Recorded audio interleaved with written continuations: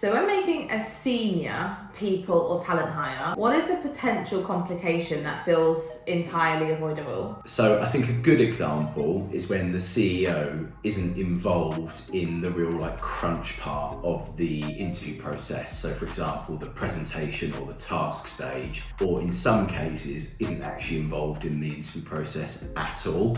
Virtually every business owner I've ever met, when you ask them about their largest organisational challenge, it's something related to their people. We can't hire the people we want to hire quickly enough.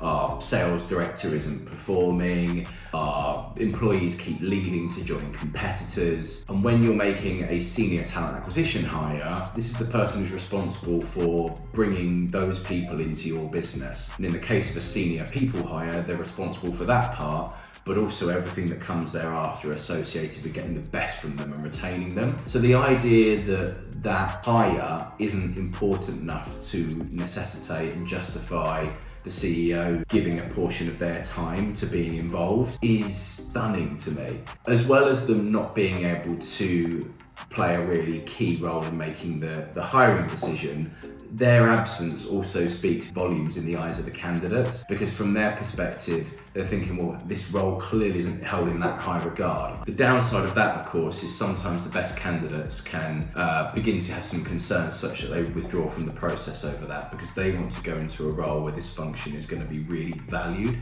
and empowered. So the further downside of that, which is kind of a perpetuating downward spiral, is the business then end up hiring someone that's lower caliber than they probably otherwise could have, heightening the risk of that person failing, which basically perpetuates this downward cycle of that hasn't worked. The CEO loses more confidence and more faith in the function. They recruit the role again, do the same thing again, maybe that doesn't work out, and you end up in this awful self-fulfilling downward spiral. My view is that the CEO playing a key role in particular all of the senior hires is an essential part of maximising the hiring potential they have, making sure they hit their absolute hiring bar.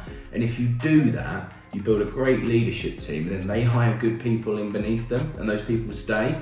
So it's really so important.